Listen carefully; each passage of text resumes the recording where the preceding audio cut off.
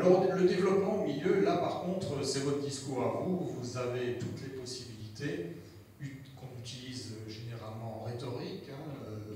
Vous pouvez faire des métaphores, je vous le conseille, ça va adresser les cerveaux droits. Vous allez donner des images.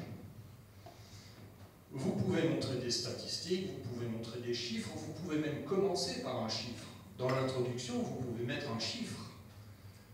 S'il s'agissait, je ne vais pas dévoiler ton sujet puisque de toute façon je ne le connais pas, mais s'il s'agissait d'être riche par l'expatriation, tu mettrais un chiffre. Tu mettrais 60% de mes revenus annuels ont été gagnés par 3 mois d'expatriation. Et ensuite, tu développes.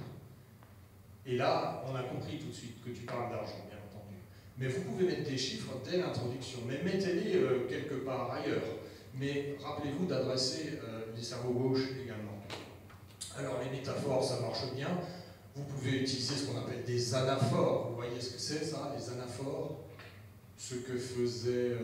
qui est le dernier qui l'a fait à la télé?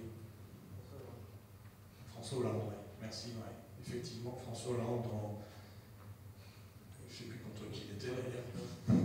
Contre un mec qui parlait, c'était un duel de fin enfin, pour sa présidence. Là.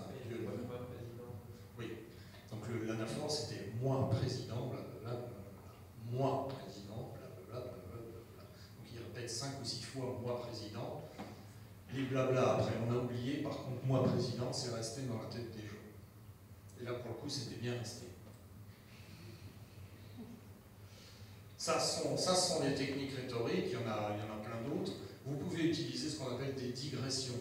Alors là, il faut y faire attention, je vous recommande de les travailler à l'avance. Une digression, c'est je parle d'un sujet précis et je vais donner un exemple, ou je vais citer mon exemple personnel, ou je vais m'éloigner de ce chemin pour divertir le public et pour mieux revenir après au chemin principal.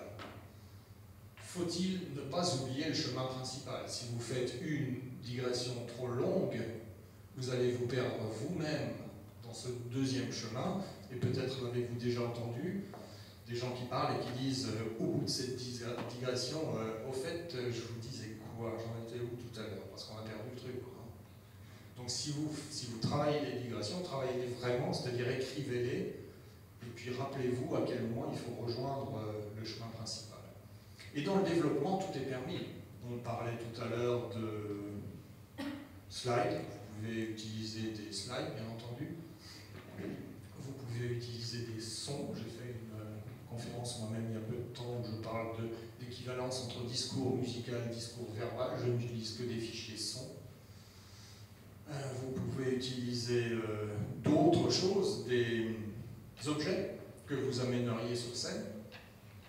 Alors méfiez-vous par contre des objets genre stylo qui ne servent qu'en fait qu'à divertir votre stress ou à focaliser votre stress. Et ça va se voir. Ça s'appelle des objets transitionnels, ça c'est pas utile. Prenez un objet en main que s'il vous est utile à quelque chose.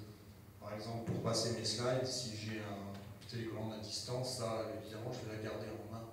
Mais sinon, ne prenez rien d'autre parce que ça sert à rien, en fait. Voilà, donc si vous construisez votre discours avec introduction, développement, conclusion, vous apprenez par cœur au début à la fin, c'est très bien, déjà. Bien,